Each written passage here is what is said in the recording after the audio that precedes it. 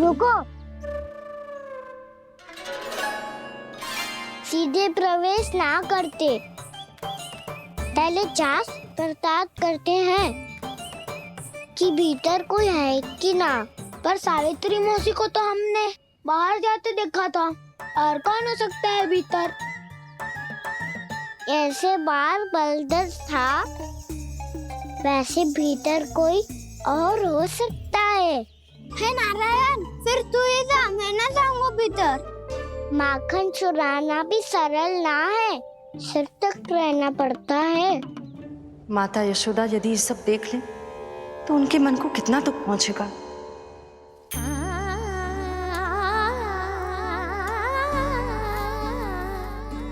ऐसे जो ठीक ना है लल्ला, जब भूख लगती है तभी मैया की स्मृति आती है तुझे। आज खेल के इतने शीघ्र कैसे आ गो तू? देख लल्ला, मैया तेरे लिए क्या बना रही है। सूजी का हलवा। अभी भी समय है लल्ला, कछु और खाना हो तो बता दे। आना तो बाहर गए खेलने, यशोदा किससे बातें कर रही? अब ऐसे मूर्ति बन के क्या खड़ा है, कछु बोलेगा भी? ननराज जी,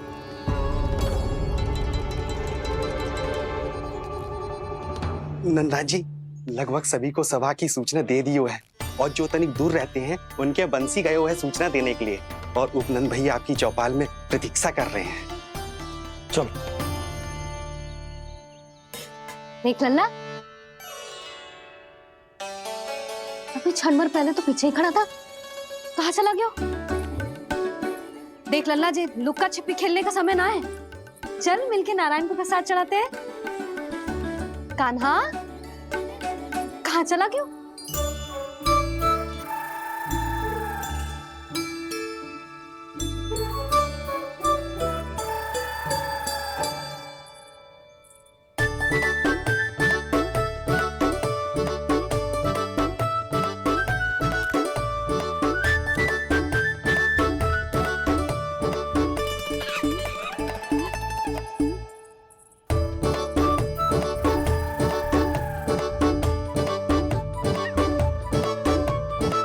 पशुओं से तो ऐसे बात कर रहे हो जैसे इनकी भाषा समझते हो।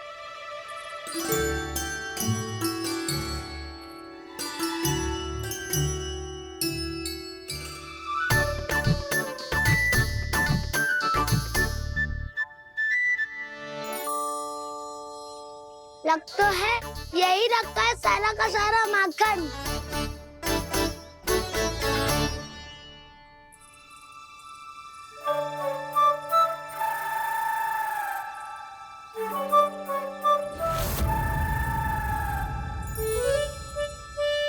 कान्हा, मुझे प्रयास करने दे, मैं आसानी से कर लूंगा।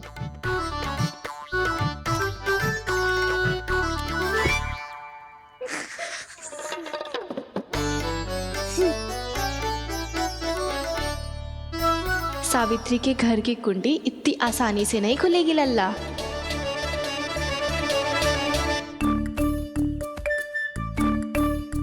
कहो तो मैं ही तोड़ दूं द्वार।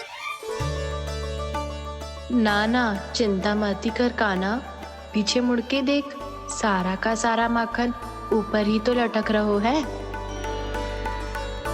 कोई लाभ ना हो तो दाऊ, माखन तो वो रो।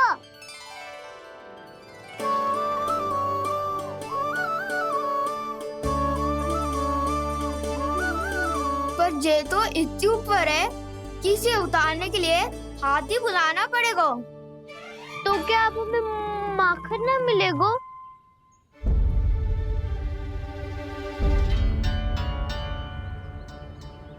मुझे क्या पता था कान्हा कि तू सच्ची में आने वालो है। ना तो मैं इतनी ऊपर लटकाती ही ना, ऊपर से चौकी भी रसोई घर में बंद है। ये तो स्वयं चाहती है कि कृष्ण इनका माखन चुरा ले।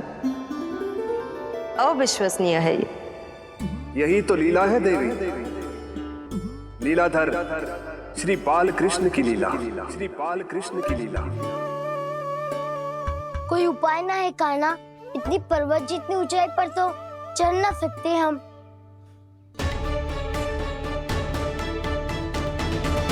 कर सकते हैं सखा। यदि हम ही पर्वत बन जाए तो कुछ भी कर सकते हैं। इतनी चतुराई कहाँ थी?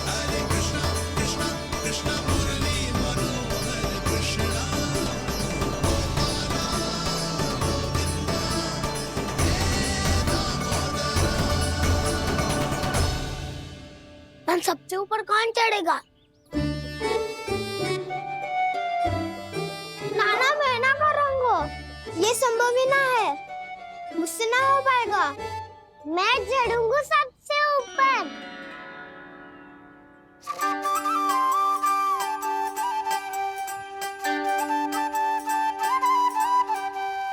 आया कन्हैया रे आया रे माखन का चोर, न ध्वनि कोई हो न पता कुछ लगे, आए चुपके से ग्वालों की टोली। चाहे कितना बचाओ छिपाओ कहीं, सारा मक्खन ये कर जाए खाली। मुख से तो लगता है सरल ये बड़ा भीतर से चंचल ये छल से भरा है ये नटखट बड़ा चिकचोर।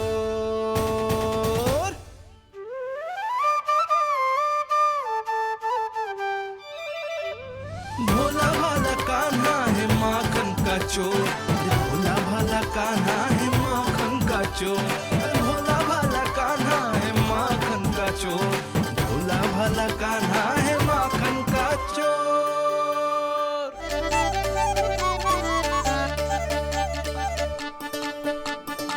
कान्हा की योजना सफल हुई, माखन मिल गयो।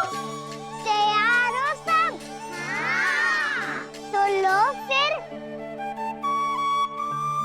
अब खाएगो जे मेरा माखन।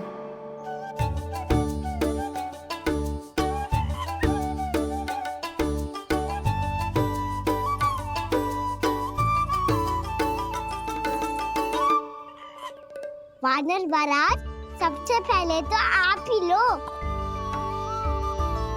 हैं?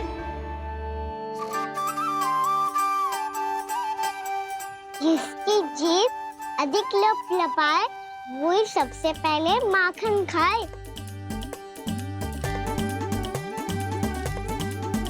स्वयं हाथों से अपने ये बांटे, पूरी टोली को माखन खिलाए, बड़ा नटखट है नंद किशोर। लो दाऊ, ये आपका। सारा माखन जे इन सब में बांट रहो है, स्वयं ना खाएगो। भोला भाला कान्हा है माखन का चोर, अरे भोला भाला कान्हा है माखन का चोर, अरे भोला भाला कान्हा है माखन का चोर। इतनी देर बाद ही सही, अब खा रहे है जी मेरे हाथ का माखन। प्रभु, ये जो भी करते हैं उसके पीछे कोई ना कोई उद्देश्य अवश्य होता है। मैं ये जानने के लिए आतुर हूं कि इस माखन चोरी की लीला के माध्यम से कौन सा संदेश देना चाहते हैं ये। बस यही कि यदि कोई भक्त सच्चे हृदय से भगवान का स्मरण करे तो भगवान अवश्य आएंगे और अपने भक्तों के कर्मों को सुधारने की प्रक्रिया प्रारंभ कर देंगे। फिर चाहे वो भक्त जानकी हो या सावित्री। कृष्ण माखन नहीं खा रहे देवी, ये तो अपने भक्तों के दुष्कर्मों को मिटा रहे हैं ताकि उन्हें जीवन और मृत्यु के चक्र से मुक्ति दिला सके। पर प्रभु, ऐसे तो सारा संसार इन्हें माखन चोर बुलाएगा। ये माखन आत्मा की तरह है और आत्मा तो सदैव से ही परमात्मा की होती है। इसीलिए कृष्ण जो चुरा रहे हैं वो माखन नहीं, ये तो इन गोपियों की चित है देवी। अब से जो भी व्यक्ति इन्हें माखन चोर बुलाएगा वो इन्हें प्रेम से चित चोर कहकर भी पुकारेगा, वो इन्हें प्रेम से चित चोर कहकर भी पुकारेगा।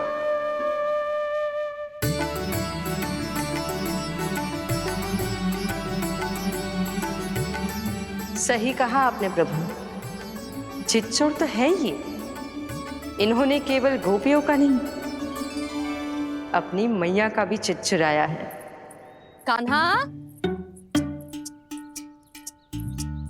देख लल्ला, अब सामने आ जा। लल्ला,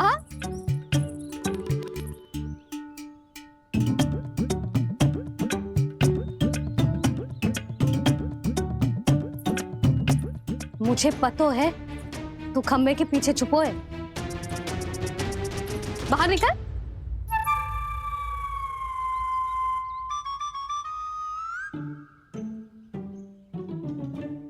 मैया,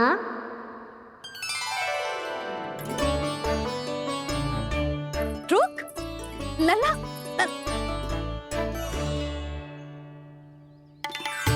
ठीक है मत आ, मैं अकेले अकेले पूजा करने जा रही हूँ।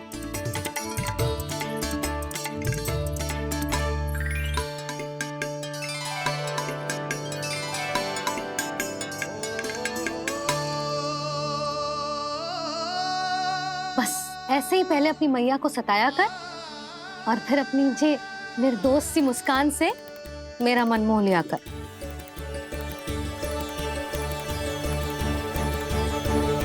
और चाहिए?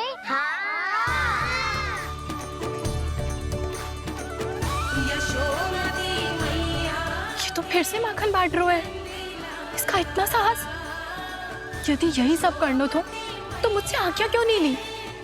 मैं अपने हाथों से बहुत प्रेम से खिलाती, पर ये तो चोरी कर रहा है। इसकी आज्ञा ना दे सकती मैं। मेरा माखन व्यर्थ में सब में बांटने चलू है।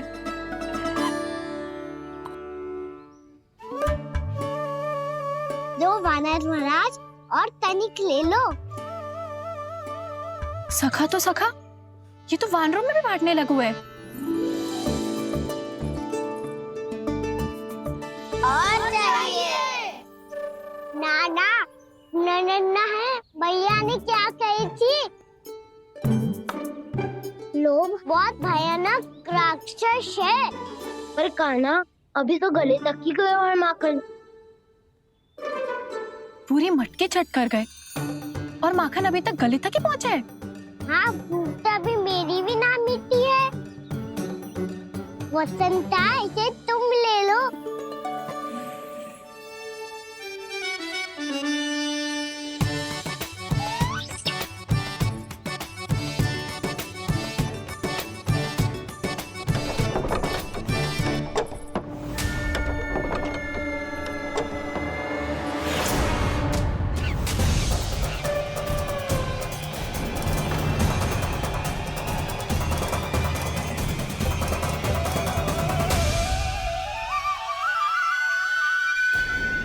ना, लोग बहुत भयानक राक्षस है।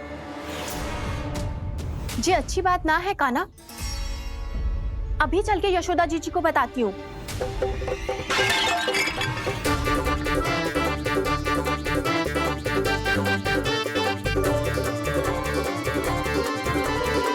पर आप ही नहीं तो कही थी कि आप किसी को कछु ना बताती, बल्कि प्रसन्नता से खिलखिल जाती। जानकी के स्थान पर यदि कान्हा ने मेरे हाथ का माखन खाया हो तो मैं किसी को कुछ ना बताती, बल्कि प्रसन्नता से खिलखिल जाती। मैं तो मन में सोच रही थी, उसे बोल दिया था क्या? सच्ची बात तो ये है मौसी, ये वानर महाराज पूछे थे, इसीलिए।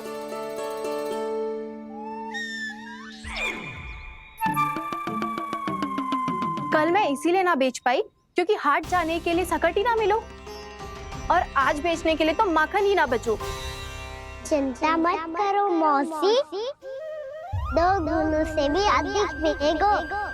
भूखे की भूख मिटाने का पुण्य प्राप्त किया है आपने। बस आप मैया को कछु मत बताइयो।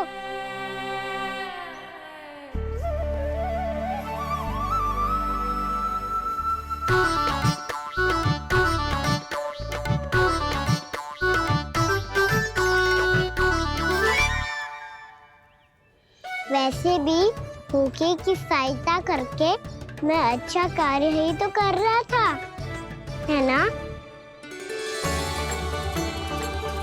कान्हा, मौसी अब सब गए, मैं भी जाऊं? किसकी भलाई कर दे कब किस बहाने, कान्हा की लीला तो कान्हा ही जाने।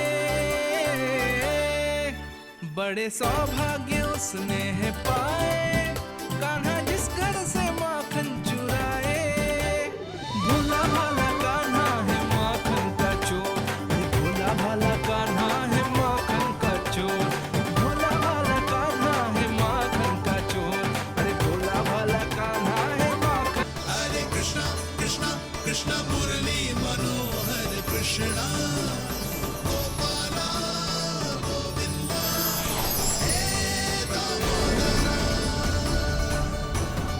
भाग्य?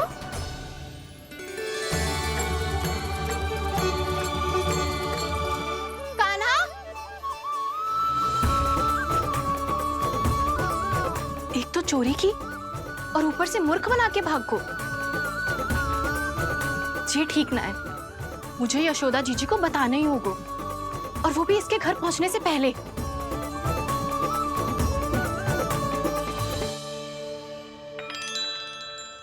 अरे पल्लू मत खींच, तनिक रुक जा, दे रही हूँ, पूजा तो करने दे।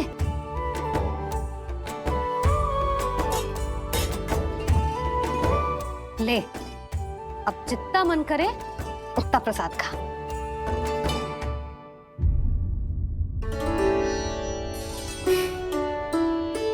या तो मैं सच्ची बावली हो गई हूँ कि मुझे हर समय कान्हा दिखता रहता है, या फिर मेरा लल्ला कुछ अधिक ही विशेष है कि मेरे साथ ना होके भी सदैव अपनी मैया के साथ ही रहता है।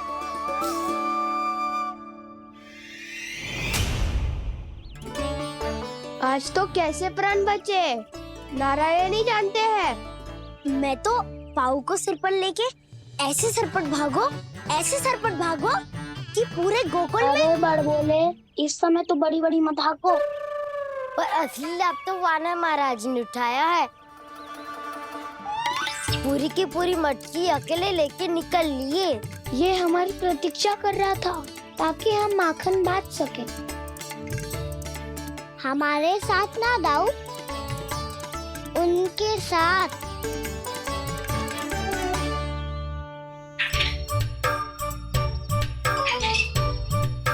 मैं समझ गो कान्हा, एक ना सभी जानवरों की भूख मिट जाए, इसलिए गया था तू सावित्री मौसी के यहाँ माखन चुराने। इससे पहले कि वो हमारे यहाँ पहुँच जाए, हमें घर पहुँचना होगा दाऊ, चाहे कछु हो जाए, पर देरी ना होनी चाहिए। इससे पहले के बहुत समय बीत जाए, हमें ये समझना होगा कि लोभ आदमी की बुद्धि को भ्रष्ट कर दे, तो हमारे सोचने समझने की क्षमता को नष्ट कर दे। तो बहुत समय पहले की बात, एक साधु था, वो सुनसान घने जंगल में रहकर साधना करता था। ब्रह्म ज्ञान को प्राप्त करने ही वाला था कि अचानक से एक दिन उसे एक सुनहरी बिल्ली दिखाई थी। उसने उसे देखो तो सोचो कि ये तो बहुत सुंदर है, इसे तो मेरे पास रहना चाहिए, और उसने उस बिल्ली को अपने पास रख लिया। फिर उसने सोचो कि इसे तो दूध की आवश्यकता होगी और उसके लिए गाय की, तो उसने एक गाय भी रख ली। अब गाय को चारे की आवश्यकता होगी और चारे के लिए भूमि की। नारायण की कृपा से भूमि का प्रबंध भी हो गयो। अब भूमि को जोतनो है, चारा उगानो है, चारा काटनो है, और उसे गाय को खिलानो है। गाय को खिला के उसे दूध निकालनो है, और दूध निकाल के बिल्ली को पिलानो है। कार्य बढ़ गो। अब उसे लगो कि सहायता के लिए 2 जोड़ी हाथ और होने चाहिए, तो उसने विवाह भी कर लियो। कुछ समय बीतो और संतान हो गई, और उसे एक बड़े घर की आवश्यकता अनुभव हुई। इसी प्रकार धीरे धीरे लोभ ने उसे अपनी छाया में ले लिया। और वो नारायण की साधना कर ब्रह्म ज्ञान को पाने के अपने परम लक्ष्य को भूल गो।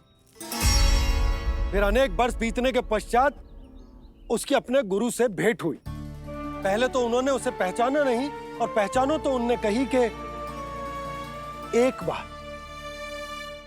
बस एक बार अपने कर्तव्य से भटका था तू, और देख कैसे देखते ही देखते लोभ के जंजाल में गहरे ही गहरे धंसता चला गया।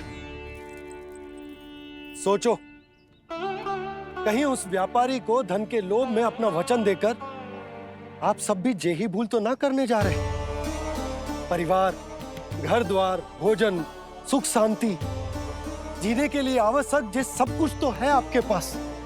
इसीलिए मुझे चिंता हो रही कि जिस प्रकार उस साधु ने ब्रह्म ज्ञान प्राप्ति का अवसर गवा दिया था, आप सब भी इस लोभ में आकर अपना सुख चैन ना गवा दो।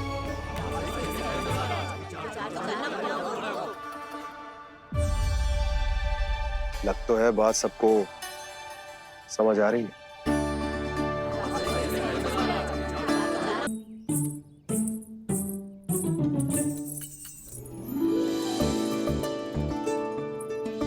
भाभी आसानी से ना मिलने देंगी कान्हा से, पर उसे देखे बिना रहा भी तो ना जा रहा मुझसे। कहाँ है वो? मुझ पे बहुत क्रोध है उन्हें। इतने शीघ्र शांत ना होगा, उन्हें मनाना तो पड़ेगा, ताकि मैं नंद भवन में फिर से बिना किसी रोक टोक के आ जा सकूं। पर क्या बोलूं, कैसे मनाऊं उन्हें?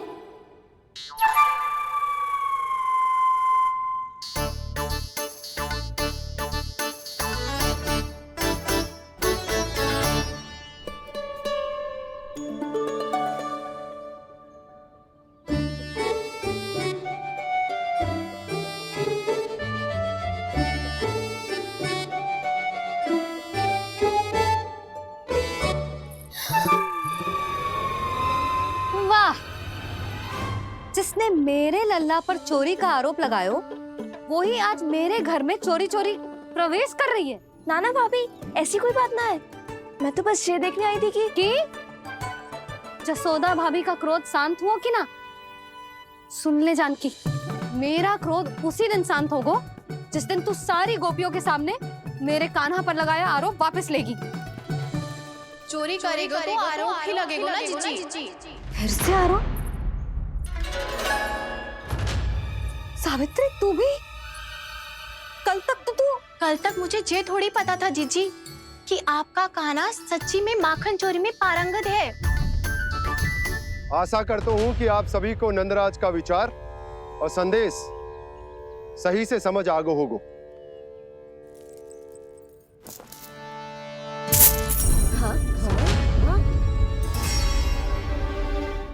सिक्कों की खनक बता रही है कि पोटली कितनी भारी है। एक ही दिन में कितनी धन पा गई जे। हमें भी इससे अधिक धन अर्जित करना होगा, तभी तो हम अपने उज्जवल का भविष्य उज्जवल कर पाएंगे। पहली बार कछु बुद्धि की बात की है तूने। नंदराज, हमारे मन में आपका बहुत सम्मान है, पर हम जो करना चाह रहे हैं वो लोभ ना है, वो तो विकास है। हाँ नंदराज, हम अपना और अपने संतानों का भला बुरा सोचे बिना कब तक अपना जीवन इस प्रकार जीते रहेंगे? फिर पिछले 4 वर्षों से हमने आपको कर भी तो ना दियो है। मुझे तो लगता है कि नंदराज की बातों पर शांति से सोच विचार के बाद ही कुछ निर्णय लेना चाहिए। ऐसा मौका बार बार ना आता। नहीं, हमें सोच विचार कर निर्णय लेना है सबने।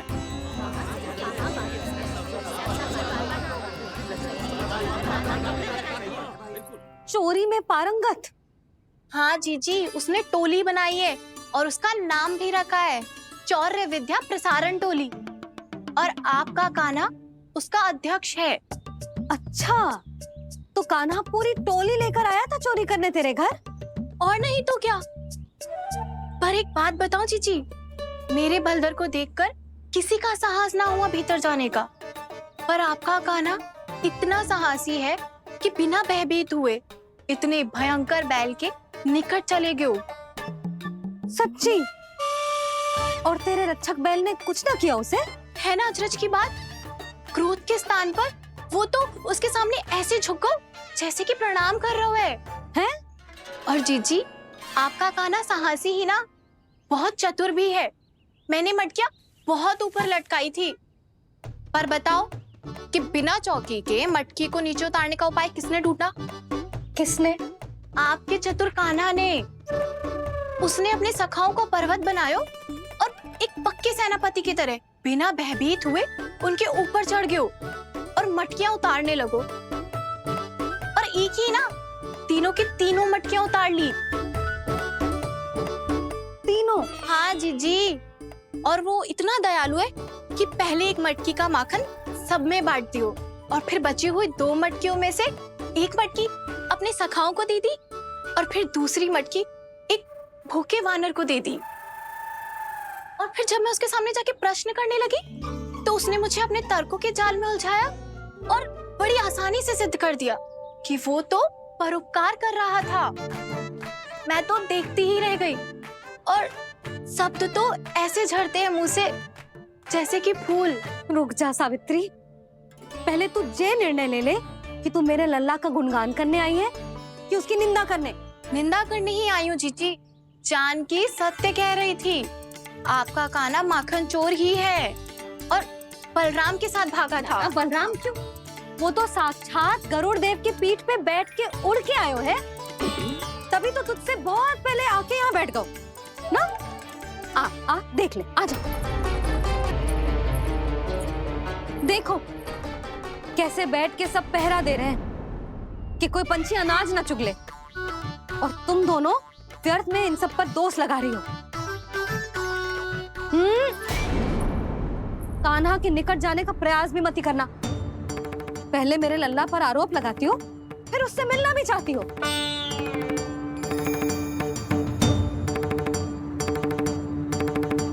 पर जीजी चोरी? अरे उसे तो चोरी का अर्थ भी ना पता होगा। तुम दोनों को नारायण का भय भी ना है क्या? हाँ, मेरे लल्ला पर आरोप लगाने से पहले तुम दोनों को लज्जा ना आई? हे नारायण, अब आप ही बताओ मैं क्या करूं। लग तो है किसी की घोर दृष्टि लगी है कि बार बार मेरे लल्ला पर आरोप लगते हैं। किसी की क्या, तुम दोनों की दृष्टि लगी है। या तो तुम दोनों मनगढ़ंत कथाओं को सत्य बताना छोड़ दो, या फिर कृपा करके मेरे घर आना बंद कर दो।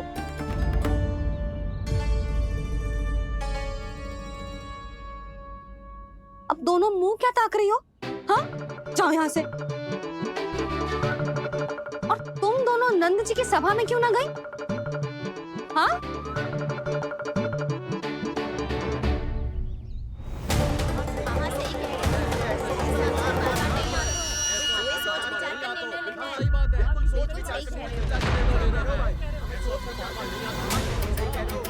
जी कौन? पहले तो कभी ना देखो इसे।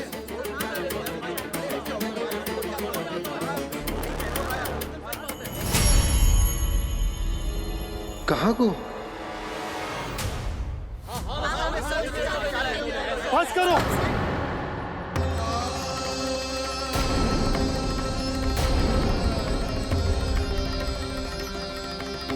मेरी आंखों के सामने मैं गोकुल में इस तरह फूट पड़ते ना देख सकता। राजा हूं मैं, परंतु आज तक मैंने कोई भी निर्णय आप सब पर ना थोपो और ना ही आज थोपूंगा। मुझे पता है आप सबके पास कल सूर्यास्त तक को समय, इसीलिए मेरी विनती है कि आप घर जाकर रात्रि को इस बात पर पुनः विचार अवश्य कीजिएगा। सोचिएगा कि कोई भी व्यापारी अविश्वसनीय रूप से सस्ता क्रय विक्रय क्यों करेगा जब तक कि उसका कोई छुपा हुआ लाभ ना हो। हमें सोचना होगा कि कहीं हम उसके बिछाए जाल में फंस तो ना रहे।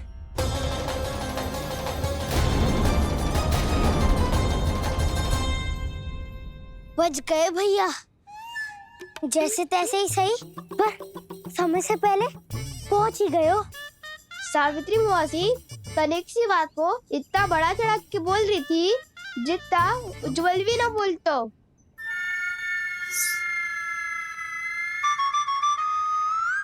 वैसे आनंद तो बहुत आयो, सच्ची।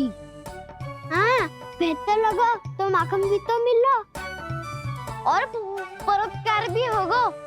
बता काना, और किसके घर जाना है अब? आज ही तो हमें शिक्षा मिली है। इतनी शीघ्र भूल गए तुम सब। लोग के चक्कर में पड़ोगे तो फंसोगे। लोग के चक्कर में पड़ोगे तो फंसोगे।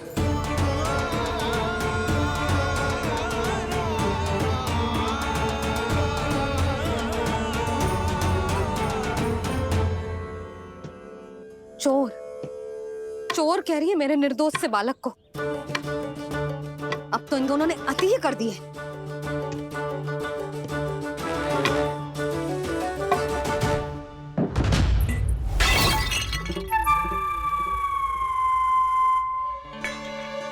से भी अभी फूटना था। वैसे ही मैं इतनी चिंतित हूं। कैसे समझाऊं इन गांव वालों को?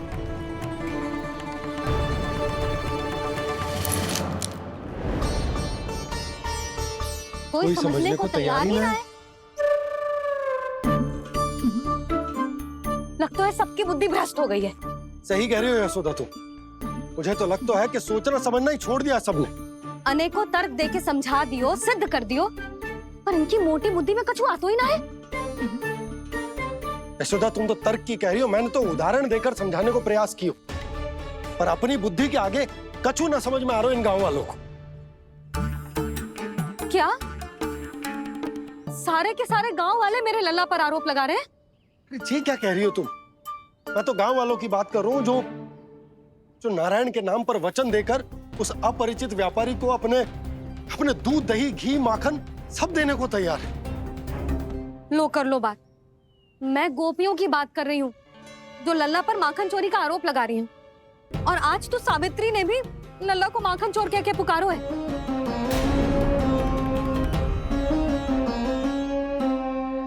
सावधान यशोदा, कहीं बड़ा होकर माखन चोर ना बन जाइए। अच्छा, ये सब आप छोड़ो। स्त्रियों की बात है, मैं संभाल लूंगी। आप ये बताओ, सभा में क्या हुआ? गोकुल में फूट पड़ गई यशोदा, लोभ की फूट।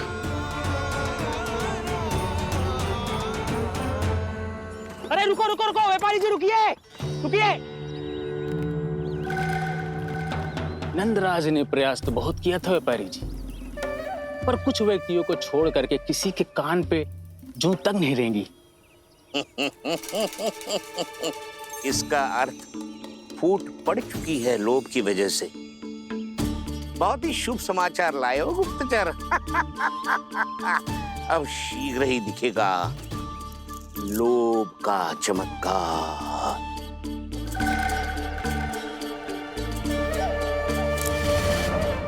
लोभ से बचने को जो पाठ हम कान्हा को पढ़ा रहे थे ना, आज वही पाठ मैं इन गांव वालों को समझाने में असमर्थ रहा। आप चिंता मत करो जी, धीरे धीरे सब ठीक हो जाएगा।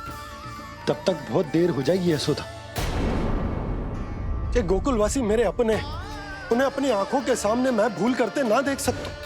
वो सुलक्षणा, वो उस व्यापारी के प्रभाव में आ गए, और शंकरी मौसी और सुमति भी सुलक्षणा के मार्ग पर ही चल रही। कान खोल के सुन ले बहू, आज से घर में दूध पीनो बंद, दही खानो बंद, और माखन तो बिल्कुल न खानो। पर मैया, पर किंतु परंतु कुछ ना सुननो मुझे। सुलक्षणा की जैसे धनवान बननो है कि ना?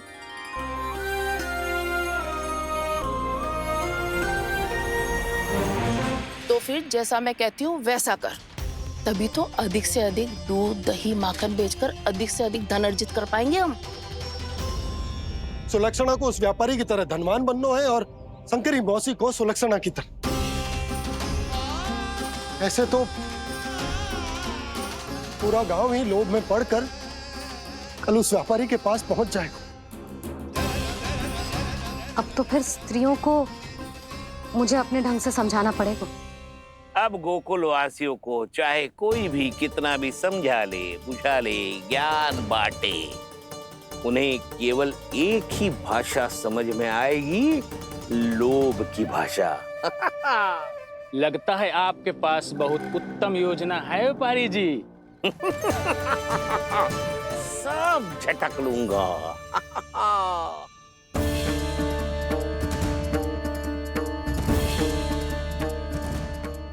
आपको क्या लगता है प्रभु, मैया के समझाने से गोपियाँ समझेंगी?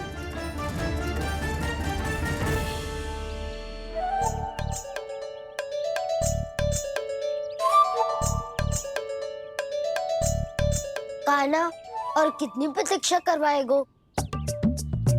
अब बता भी दे, माखन चुराने किसके घर जाना है? इतना आसान ना है निर्णय करना, समय लगता है, सोच विचार करना पड़ता है। पर ये निर्णय किया कैसे जाए पता है मुझे। लगता है वे निर्णय करना पड़ेगा कि बचना कैसे है।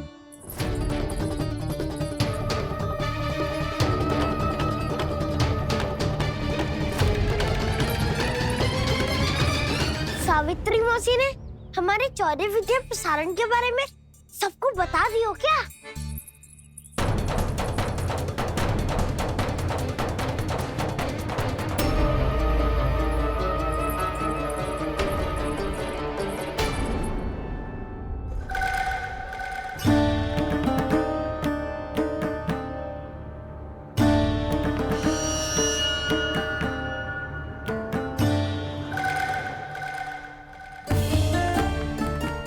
शीघ्र आओ, छोटी माँ बुला रही है।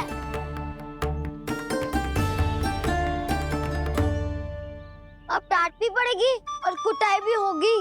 चौरी विद्या प्रसारण कल ही आरंभ हुआ था और आज ही समाप्त हो जाएगा। सब इतने गंभीर क्यों है आज?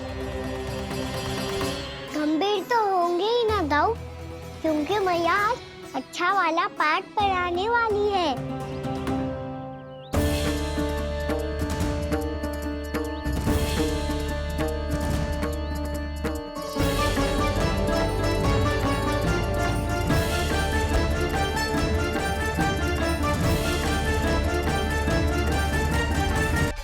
चलो आओ बैठ जाओ। जशोदा जी बता तो दो, सवेरे सवेरे क्यों बुलाया है हम सबको? रुको, इतनी शीघ्रता क्या है? पहले इन बालकों को कुछ खिलाने तो दो। अभी खेलने निकलेंगे ना, पूरी दोपहरी दिखाई ना देंगे।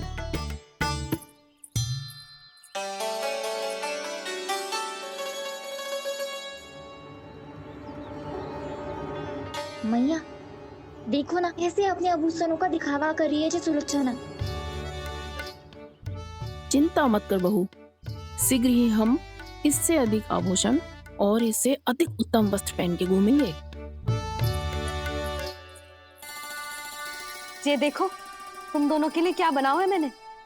पूरे गोकुल में प्रसिद्ध मेरे पेड़े। चलो लो। यशोदा, ये तो बहुत सारे हैं।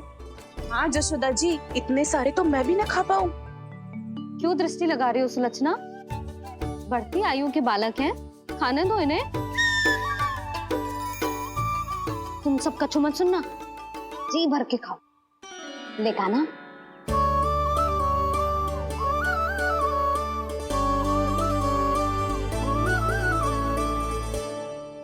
हे नारायण, मैंने अपने कान्हा को जो सिखाओ है, बस वे उसे स्मरण रखें और उसका पालन करें। ले और ले ले ले।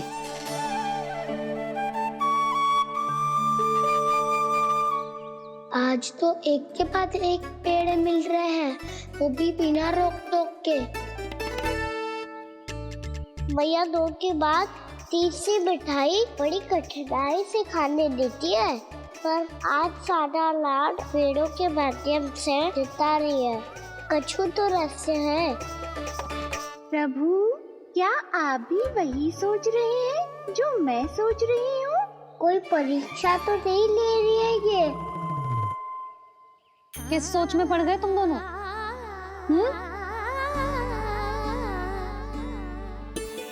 खाओ ना। जब तक पेट और मन दोनों ना भर जाए तब तक खाओ। बस यशोदा, इतना पर्याप्त है। अरे ना जिज्जी, घर के शुद्ध मावा और गुड़ के बने, कितना भी खा ले कोई हानि ना होगी। लो और लो।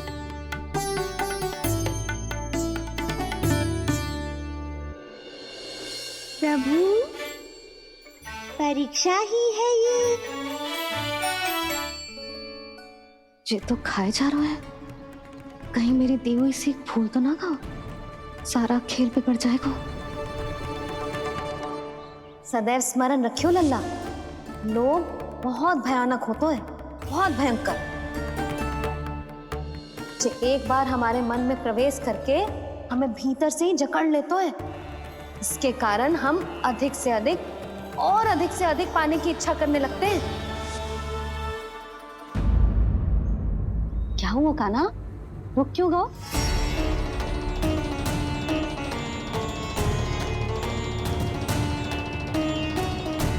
आपने तो सिखाया था मैया, जितनी आवश्यकता हो उतना ही लेना चाहिए, लोभ कभी ना करना चाहिए। बहुत बुरा राक्षस है लोभ।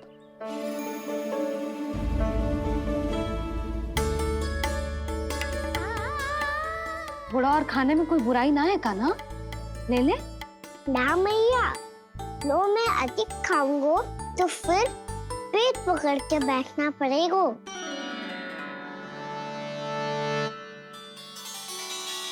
हाँ, मेरा भी पेट भर गया। कान्हा सही कह रहा है छोटी माँ, लोग बहुत भयानक राक्षस है। जो भी लोग के चक्कर में पड़ेगो वो बहुत बुरा फंसेगो। अच्छा जाओ, जाके खेलो तुम दोनों। मैया, ये पेड़ अपने सखाओं के लिए भी ले जाऊं मैं? हाँ लल्ला, ले जा अवश्य।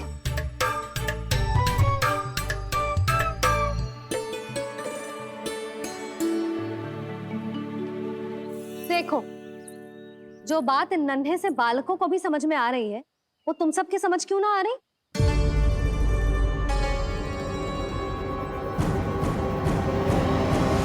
हो जशोदा जी, तनिक खुल के बोलो।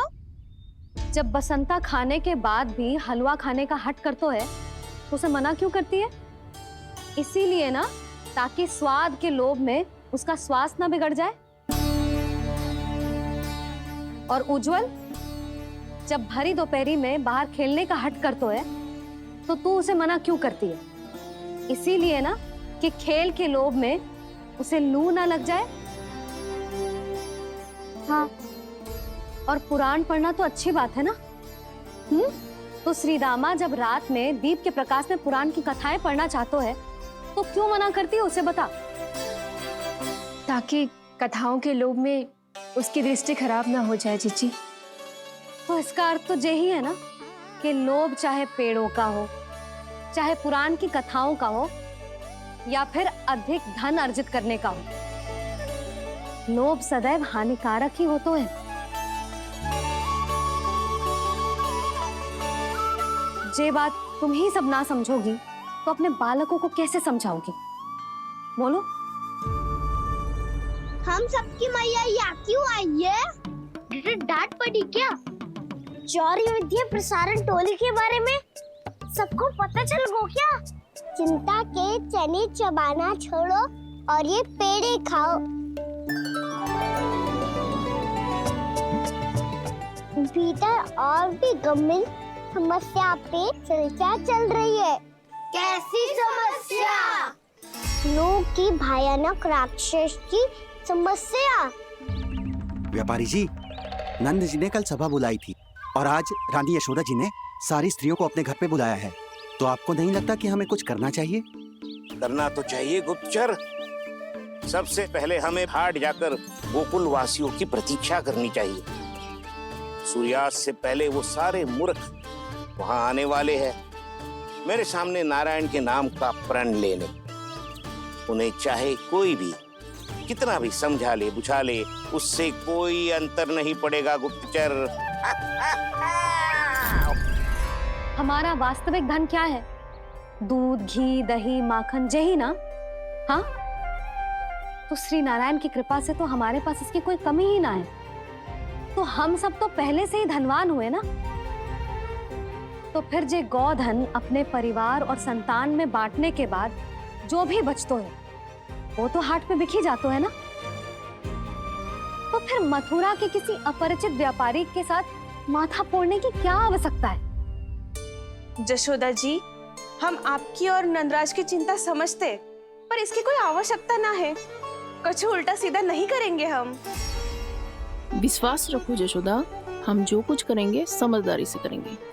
लोभ में आके कोई निर्णय नहीं लेंगे हम लोग, है ना? हाँ। अच्छा, अब चलती हूँ। बुलावे की सूचना पाके सब कार्य ऐसे ही छोड़कर आ गई थी।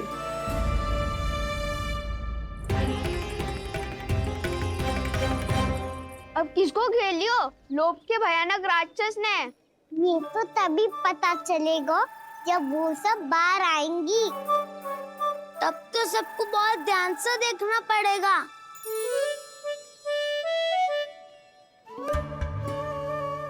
देखना तो पड़ेगा दाऊ, तभी तो पता चलेगा माखन चुराने किसके यहाँ जाना है। नाना,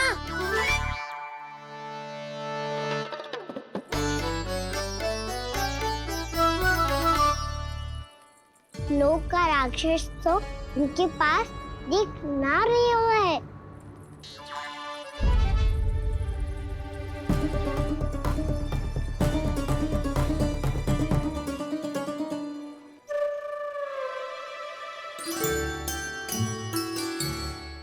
नारायण का बहुत बहुत धन्यवाद। कान्हा, मेरी मैया को घेर रहे है क्या उस राक्षस ने? यशोदा भाभी और नंद भैया कितने चिंतित थे ना। पक्का कछु ना कछु कारण तो अवश्य होगा। हाँ, मुझे भी सच लग रहा है कि धनवान बनने के चक्कर में मैं तनिक ज्यादा ही लोभ में पड़ गई थी। नहीं, बस गए। और मेरी मैया दादी, उनका क्या गाना? बहू, सुलक्षणा की जैसे ढेर सारा धन कमाने के चक्कर में लोभ में तो ना आ रहे ना हम। हे नारायण, बहुत कृपा है आपकी। लगता है लोभ का राक्षस किसी को अपनी चपेट में नहीं ले पाया। लेता भी कैसे दाऊ? मेरी मैया ने जो समझायो है। क्या लगता है यशोदा, इन्हें समझ आया होगा? आशा तो यही है, और अब भी ना समझी तो फिर तो नारायण भी ना समझा सकते। हम सब मिलेंगे दोपहर में। तो क्या तू तब निश्चित करेगा कि आज किसके यहाँ जाना है माखन? आज कोई माखन चोरी नहीं होगी।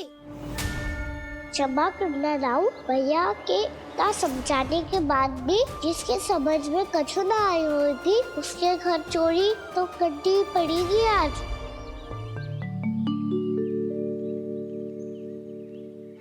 व्यापारी जी, सारी स्त्रियां एक साथ यहीं आ रही हैं। मेरे चक्रव्यूह में फंसने की इतनी शीघ्रता कि संध्या तक भी नहीं रुक पाई।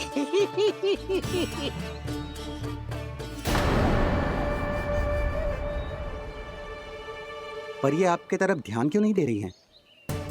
लगता है गोकुल की रानी ने इनको पाठ पढ़ा ही दिया। अब आपको ही कुछ करना होगा व्यापारी जी। करूंगा, अपनी चाल सबसे अंत में चलूंगा, किंतु अभी उनके लिए एक घोषणा ही पर्याप्त होगी। तुमने सबको सूचित तो कर दिया है ना कि सबको अग्रिम धनराशि मिलेगी, वो भी दूध, दही, माखन, घी बेचने के बाद नहीं, वो पहले ही मिला करेगी। वो भी केवल एक दिन की नहीं, पूरे सप्ताह की। मैं बिल्कुल सही कह रही थी। जशोदा जी और नंदराज व्यर्थ ही चिंता कर रहे थे। यदि इन व्यापारी जी के मन में कोई मैल होता तुझे अग्रिम धनराशि थोड़ी ना देते। बात तो तुम सही कह रही हो सुलक्षणा।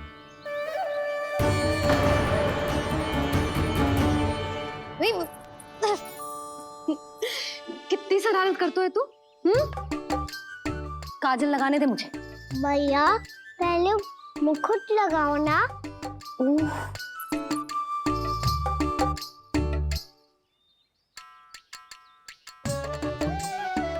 और मेरी मुन्नी? हाँ हाँ रुक जा, ले बस होगा प्रसन्न। भैया मैं ना चाहता मैं इसे फिर से भूल जाऊं, नहीं तो कड़ी धूप में इसे लेने वापस लौटना पड़ता है। चल अब बैठ जा, अब मुझे काजल लगाने दे लल्ला। भैया इतना सारा काजल मत लगाओ, छोटा सा बालक लगता हूँ मैं। आहा, नखरे तो देखो, इतना सज धज के तो तेरे बाबा भी ना जाते बाहर, दृष्टि लग जाएगी लल्ला।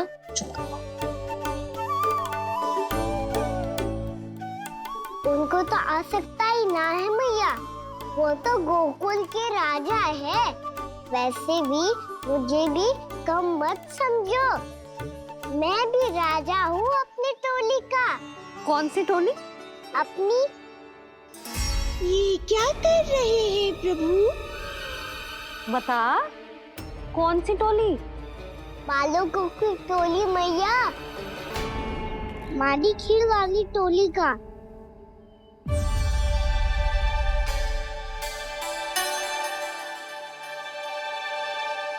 क्या हुआ जी? देखो जी, आप इतनी चिंता मत करो, आप गोकुल के राजा हो और जे बालकों की टोली का राजा है, तो मैं भी जसोदा हूँ, मैं कोई कम थोड़ी ना हूँ, मैं भी गोकुल की स्त्रियों की रानी हूँ। मैंने सबको समझाओ है, सब समझ गई हैं। उपनंद भैया से बात करके आ रहा हूँ अभी।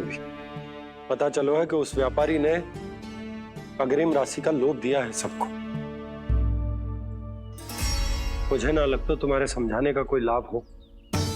अभी तो ये सब समझ के गई, बोल के भी गई कि अब उस व्यापारी के फेर में ना फंसेंगी। इतनी शीघ्र पलट गई, इन सब में अपनी बुद्धि ना है क्या? जब कोई विकार मन में बस जाता है ना यशोदा, तो सूझबूझ सब समाप्त हो जाती। तो मुझे ही कच्चू करना पड़ेगा। मैया मैं जाऊं? हाँ तू जा।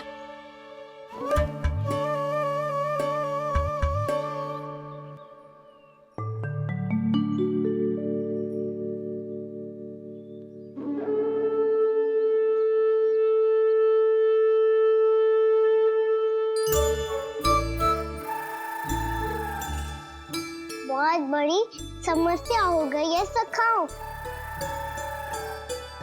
कैसी समस्या? लोभ का भयानक राक्षस कहीं ना गयो, वो अभी भी यही है। मुझे पता था, और इसका सबसे अधिक प्रभाव तो मेरी मैया और दादी पर ही हुआ है। तुम सच कह रहे हो उज्जवल? हाँ। अरे कछु ना बलदाऊ, जे बड़ बोला तो ऐसे ही बात करते रहेगा बड़ा चढ़ा के। बड़ा चढ़ा के नहीं बोल रहा हूँ मैं। आज से घर पे दूध दही माखन घी सिर्फ एक बार ही मिलेगा। पर क्यों? ताकि अधिक से अधिक दूध दही माखन घी बचाकर उस व्यापारी को 2 गुना मूल्य पे बेचा जाए। इतने से तो काम ना चलेगा। उस सुलक्षणा से, और मैं तो कहूँ सुलक्षणा से ही क्यों, पूरे गोकुल में सबसे अधिक धनवान बनना है तो और माखन जमा करना पड़ेगा। हाँ हाँ मैया, लाओ मैं इसे ऊपर रख देती हूँ। चोरी चुपके से खा तो ना जाएगी ना? तेरी घबराहट बता रही है कि घर से निकलने से पहले तूने थोड़ा माखन तो खाया है। सच्ची बोल। ना ना मैया, मैं क्यों माखन खाऊंगी? मैं भी तेरी मैया हूँ लाली, माप के रखो तो मैंने।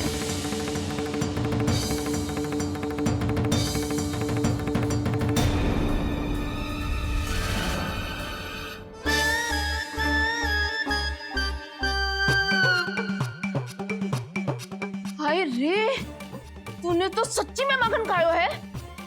तनिक भी लज्जा ना आई तुझे? असत्य बोलने से पाप लगता है मैया, और जितनी बार आप माखन नाप रही है उतनी बार डंडी पे लगा माखन आप स्वयं चाट रही है, और दोस्त मुझ पे दे रही है। वो तो बस मैं इसलिए चाट रही थी कहीं व्यर्थ ना जाए। और तेरी जीभ है कि तीखी मिर्ची। एक तो मैया से बहस करती है और चोरी चुपके स्वयं खा के मैया पे दोष भी धरती है। हे नारायण, कैसी बहू दी है मुझे। जा, दूर हो जा मेरे कक्ष से। और माखन के तो आसपास भी दिखने की आवश्यकता ना है। इस चटोरी को तो कोई भरोसा ना है।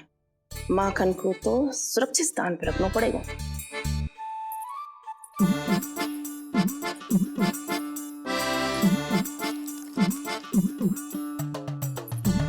यदि बहू ने अब मटकी उतारने को प्रयास किया तो अचानक पानी गिर जाएगा और घबरा के वो चिल्लाएगी और मुझे पता पड़ जाएगा।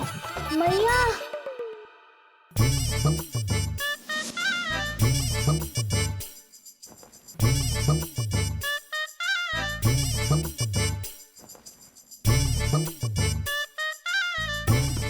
ये माखन तो मैं किसी को छूने भी ना दूंगी, तभी तो बनूंगी धनवान, बहुत धनवान।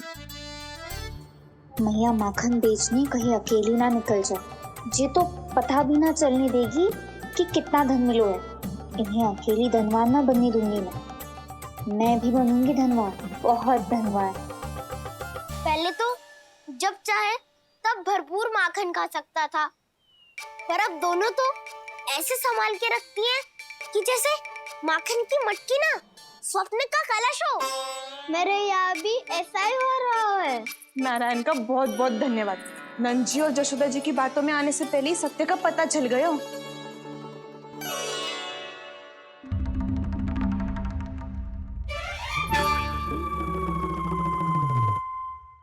ये इतना सारा माखन। दृष्टि मत लगा। पेट पे पट्टी बांध के रात रात भर भूखा रह के बड़ी कठिनाई से माखन इकट्ठा किया है जे। तो क्या आपने निर्णय ले लियो है कि आप उस व्यापारी को वचन दे दोगी? अरे जब द्वार पे साक्षात लक्ष्मी जी हो तो द्वार बंद ना करते बावली। तू अभी छोटी है। मैं तो कहती हूँ तू भी अपने भविष्य के बारे में अभी से सोचना आरंभ कर दे। कटौती तो मेरे घर पे भी आरंभ हो गई है का ना। वो मैया ने कहा है या दूध चाहिए या दही चाहिए या माखन चाहिए, जो भी चाहिए एक ही बार मिलेगा।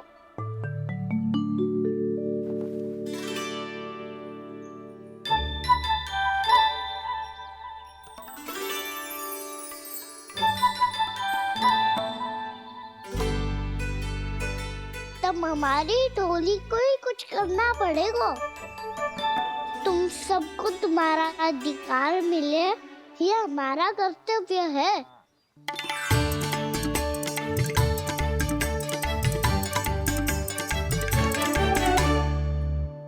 अब हम कछु ना कर सकते यशोदा। अब मैंने उन्हें रोको तो